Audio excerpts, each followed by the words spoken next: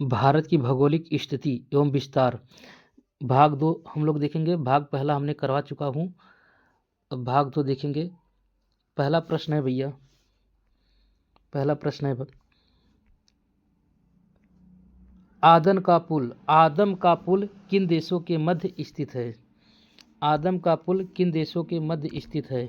भारत और Maldives, B number है भारत और श्रीलंका, सी नंबर है भारत और बांग्लादेश, डी नंबर है इंडोनेशिया और सिंगापुर।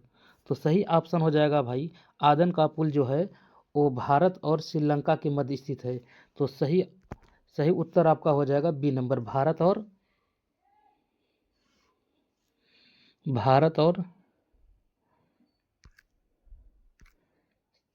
श्रीलंका हो जाएगा सही ऑप्शन। क्यों चल नहीं रहा है?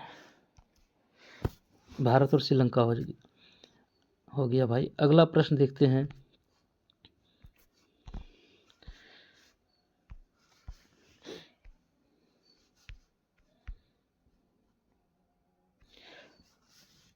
अगला प्रश्न है, मन्नार की खाड़ी किन देशों के मध्य स्थित है?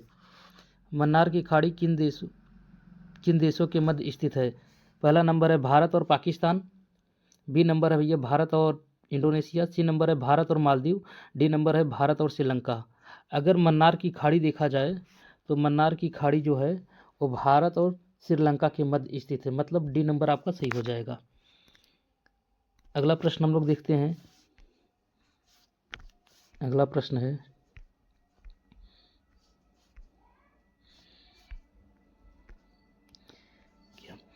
अगला प्रश्न है, गुजरात और अरुणाचल प्रदेश के बीच कितने घंटे का अंतर है? गुजरात और अरुणाचल के बीच भाई कितने घंटे का अंतर है? ए नंबर है 2 घंटे, बी नंबर है 4 घंटे, सी नंबर है 5.5 घंटे और डी नंबर है 0 घंटे। तो सही उत्तर आपका क्या होगा भाई? इसमें से सही उत्तर हो जाएगा 2 घंटे का अंतर है। गुजरात और अरुणाचल प्रदेश के समय के बीच में कितने घंटे का अंतर है? 2 घंटे का अंतर है। अगला प्रश्न हम लोग देखते हैं।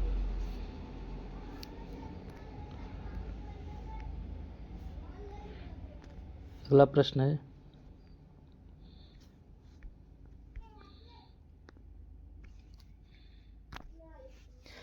भारत का मानक समय ग्रीनविच मीन टाइम से कितने घंटे आगे है?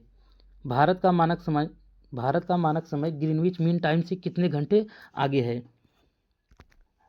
ग्रीनविच मीन टाइम मतलब जीएमटी से भैया 5.5 घंटे आगे है, या फिर 2 घंटे आगे है, या फिर 3 घंटे 30 मिनट, 3.5 घंटे आगे है, या इनमें से कोई नहीं। सही उत्तर आपका हो जाएगा भाई 5.5 घंटे आगे है। ए नंबर आपका सही हो जाएगा। अगला प्रश्न हम लोग देखते हैं।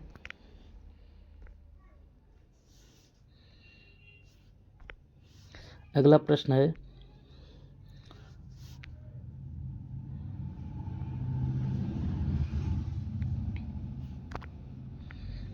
भारत का मानक समय भारत की कितने राज्यों से होकर गुजरता है? भारत का मानक समय भारत के कितने राज्यों से होकर गुजरता है? 5 राज्यों से, 6 राज्यों से, 7 राज्यों से या 8 राज्यों से? सही उत्तर आपका हो जाएगा भाई ए नंबर सही है। 5 राज्यों से होकर भारत का मानक समय होकर गुजरता है भैया।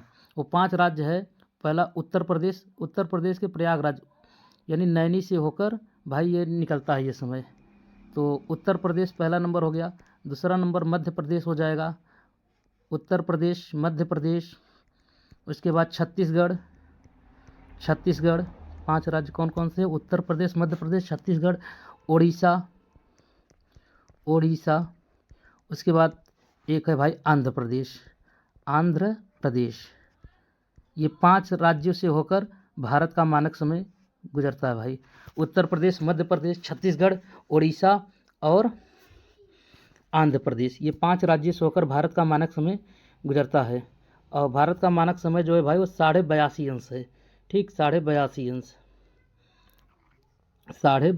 अंश पूर्वी देशांतर, 82.5 अंश पूर्वी देशांतर। अगला प्रश्न हम लोग देखते हैं।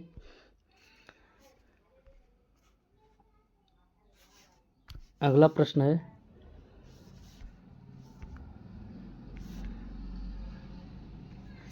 निम्न में से भारत के किस राज्य की सीमा बांग्लादेश के साथ नहीं लगती है? किसका सीमा भाई बांग्लादेश के साथ नहीं लगता है? मेघालय, त्रिपुरा, मणिपुरा, मिजोरम, इसमें से कौन सा ऑप्शन सही होगा? तो बांग्लादेश के साथ जो है मणिपुर नहीं लगता है सीमा, मणिपुर का सीमा बांग्लादेश के साथ नहीं लगता है, तो सही ऑप्शन हो गया सी नंबर। अगला प्रश्न हम लोग देखते हैं,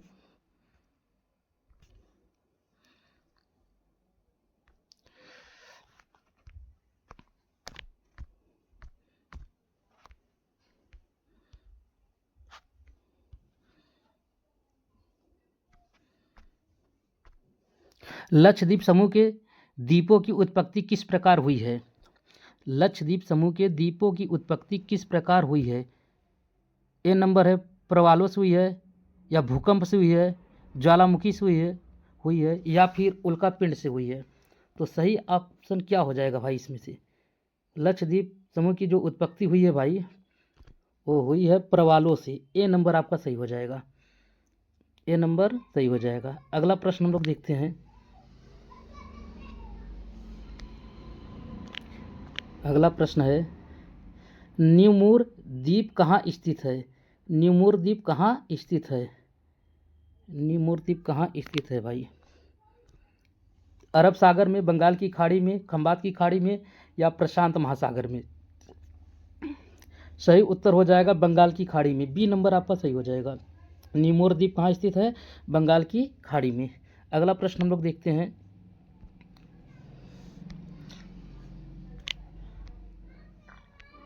लक्षद्वीप समूह कहाँ स्थित है? लक्षद्वीप समूह कहाँ स्थित है? लक्षद्वीप समूह कहाँ स्थित है? अरब सागर में, बंगाल की खाड़ी में, खंबात की खाड़ी में या प्रशांत महासागर में? तो लक्षद्वीप समूह जो है भाई वो अरब सागर में स्थित है।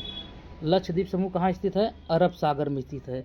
जैसे मान लीजिए ये दक्षिणी भारत है तो यहीं लक्षद्वीप समूह है, यहीं पर लक्षद्वीप समूह है, तो अरब सागर इस साइड में है पश्चिम तरफ, तो अरब सागर में लक्षद्वीप समूह स्थित है। अगला प्रश्न हम लोग देख लेते हैं,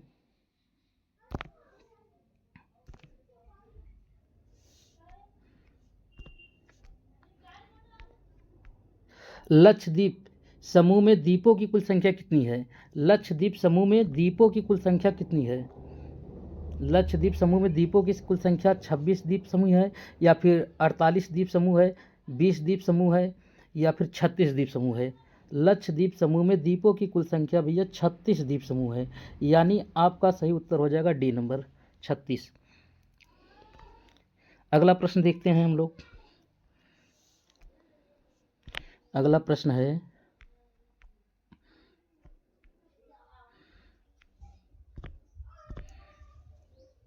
भारतीय उपमहाद्वीप किस भूखंड का भाग है?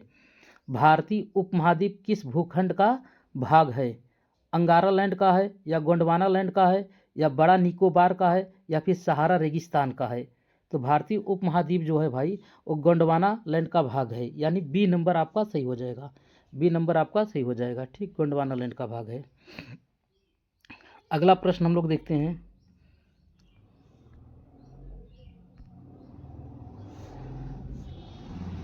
अगला प्रश्न है, भारत किस गोलार्ध में स्थित है? भारत किस गोलार्ध में स्थित है भाई? दक्षिणी पूर्वी गोलार्ध में, या उत्तर पश्चिम गोलार्ध में, या फिर दक्षिण पश्चिमी गोलार्ध में, या उत्तर पूर्वी गोलार्ध में? तो सही उत्तर हो जाएगा डी नंबर, उत्तर पूर्वी गोलार्ध में। भारत किस गोलार्ध में स्थित है?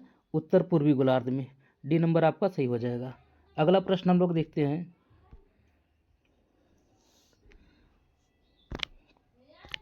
अगला प्रश्न है,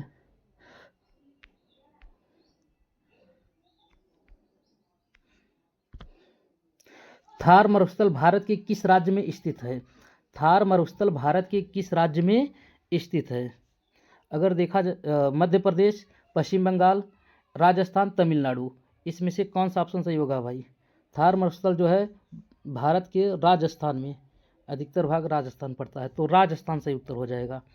ठीक, अगला प्रश्न देखते हैं भाई,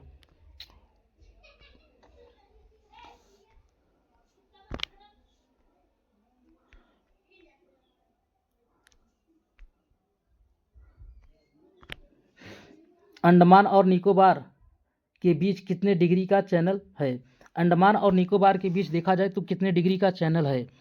तो 10 डिग्री चैनल है, या फिर 6 डिग्री चैनल है, 8 डिग्री चैनल है, या 12 डिग्री चैनल है? अंडमान और निकोबार के बीच भाई कितने डिग्री का चैनल है? सही उत्तर हो जाएगा ए नंबर, 10 डिग्री चैनल है। ठीक, अगला प्रश्न देखते हैं हम लोग।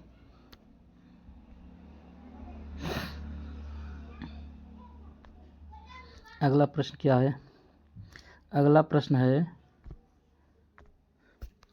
पाक खाड़ी किन देशों के मध्य स्थित है? पाक खाड़ी किन देशों के मध्य स्थित है? तो भारत और श्रीलंका, भारत और पाकिस्तान, भारत और अफगानिस्तान, भारत और चीन। इसमें से सही उत्तर क्या होगा भाई? इसमें से सही उत्तर हो जाएगा ए नंबर, भारत और श्रीलंका के बीच में कौन सी खाड़ी है? पाक खाड़ी है। ठीक, पाक खाड़ी कहाँ स्थित है? भारत और श्रीलंका के मध्य में स्थित है। ए नंबर आपका सही हो जाएगा। अगला प्रश्न हम लोग देखते हैं भाई।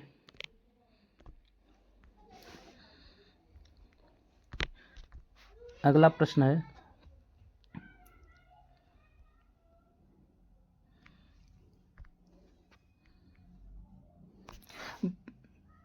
भारत के साथ स्थलीय सीमा साझा करने वाले देशों की संख्या कितनी है? भारत के साथ स्थलीय सीमा साझा करने वाले देशों की संख्या कितनी है? तो स्थलीय सीमा भाई भारत के साथ 7 देश लगाते हैं, 7 देश। ए नंबर आपका सही हो जाएगा। 7 देश हैं जो स्थल के साथ सीमा बनाते हैं, साझा करते हैं। ठीक, अगला प्रश्न हम लोग देखते हैं क्या होगा। अगला प्रश्न क्या है? अगला प्रश्न आपका है भाई, अच्छा, जल का वह भाग जो 3 तरफ स्थल से घिरा हो उसे क्या कहते हैं? जल का वह भाग जो 3 तरफ स्थल से घिरा हो उसे क्या कहते हैं भाई? खाड़ी कहते हैं, द्वीप कहते हैं, सागर कहते हैं, या प्रायद्वीप कहते हैं? तो जल वाला भाग अगर स्थल से घिरा है तो उसे खाड़ी कहेंगे। क्या कहते हैं? खाड़ी। तो ए नंबर आपका सही हो जाएगा। ए नंबर आपका सही हो जाएगा। ठीक, खाड़ी हो जाएगा। अगला प्रश्न देखते हैं। अगला प्रश्न है, क्या है अगला प्रश्न? ठीक, स्थल का वह भाग जो 3 तरफ जल से घिरा हो उसे क्या कहते हैं? अगर स्थल का वह भाग जो 3 तरफ जल से घिरा हो उसे क्या कहते हैं? खाड़ी, द्वीप, सागर, प्रायद्वीप। तो स्थल वाला अगर जल से घिरा है 3 तरफ से तो उसे कहेंगे भाई प्रायद्वीप कहते हैं। क्या कहते हैं? प्रायद्वीप। तो सही ऑप्शन आपका डी नंबर हो जाएगा। ठीक, अगला प्रश्न देखते हैं हम लोग। अगला प्रश्न क्या है? अगला प्रश्न क्या है? हाँ ठीक, लक्षद्वीप और मालदीव के बीच कितने डिग्री चैनल स्थित है?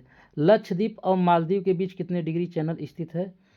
ए नंबर है भाई 8 डिग्री चैनल, बी नंबर है 6 डिग्री चैनल, सी नंबर है 10 डिग्री चैनल, डी नंबर है 5 डिग्री चैनल। तो सही उत्तर क्या होगा भाई? इसमें से सही उत्तर हो जाएगा 8 डिग्री चैनल। लक्षद्वीप और मालदीव के बीच में कितने डिग्री चैनल है? 8 डिग्री चैनल। तो ए नंबर आपका सही हो जाएगा। ठीक, अगला प्रश्न हम लोग देखते हैं क्या है। अगला प्रश्न है भैया, अच्छा हाँ ठीक, अगला प्रश्न है, निम्न में से कौन सा तट भारत की पूर्वी घाट पर स्थित है? तो पूर्वी घाट पर कौन सा तट स्थित है वही बताना है। मालाबार तट, या कोरोमंडल तट, या काठियावाड़ तट, या फिर कनारा तट? तो पूर्वी घाट पर अगर देखा जाए तो आपका कोरोमंडल तट होगा। बी नंबर आपका सही होगा।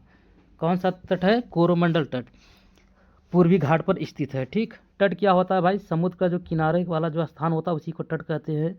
अगर कुछ तटों के बारे में अगर हम लोग देखें, जैसे ये है, मान लीजिए भारत है, तो यहाँ से यहाँ तक अगर देखा जाए, अगर हम लोग यहाँ से यहाँ तक देखा जाए, काठियावाड़ तट होता है। कहाँ से? कच्छ से दमन तक। यहाँ पर दमन है, ये कच्छ है। ठीक है, कच्छ से दमन तक लेकर काठियावाड़ तट होता है। काठियावाड़ तट, काठियावाड़ तट। ठीक, काठियावाड़ तट कहाँ कच्छ से दमन तक। और दमन से अगर देखा जाए कोकर तट, यहाँ पर है कोकर तट, दमन से लेकर के गोवा तक, दमन से लेकर गोवा तक कौन सा तट होता है भाई? कोकर तट, कोकर तट, कोकर तट। दमन से गोवा तक कौन सा तट है? कोकर तट। और उसके आगे अगर देखा जाए तो कनारा तट मिलेगा, गोवा से भाई मंगलौर तक, गोवा से मंगलौर तक कौन सा है? कनारा तट, कनारा तट, कनारा तट, कनारा तट। और मंगलौर से लेकर कन्याकुमारी तक होगा मालाबार तट। कौन सा? मालाबार तट, मालाबार तट, मालाबार तट कहाँ से है? ये मंगलौर से लेकर कन्याकुमारी तक। और कन्याकुमारी से लेकर अगर देखा जाए, कन्याकुमारी से लेकर पुलिकट झील तक, पुलिकट झील तक कोरोमंडल तट होता है, कोरोमंडल तक, कोरोमंडल, कोरोमंडल तट, कोरोमंडल तट, ठीक है। उसके बाद देखा जाए पुलिकट झील से लेकर अगर देखा जाए महानदी तक, पुलिकट झील से लेकर महानदी तक उत्तरी सरकार तट होता है, उत्तरी सरकार तट, उत्तरी सरकार तट, उत्तरी सरकार तट, उत्तरी सरकार तट। अब आपको बताना है महानदी से लेकर गंगा के मैदान तक कौन सा तट है, यहाँ पर आप लोग देखकर बता देना भाई। ठीक, आज के लिए बस इतना ही।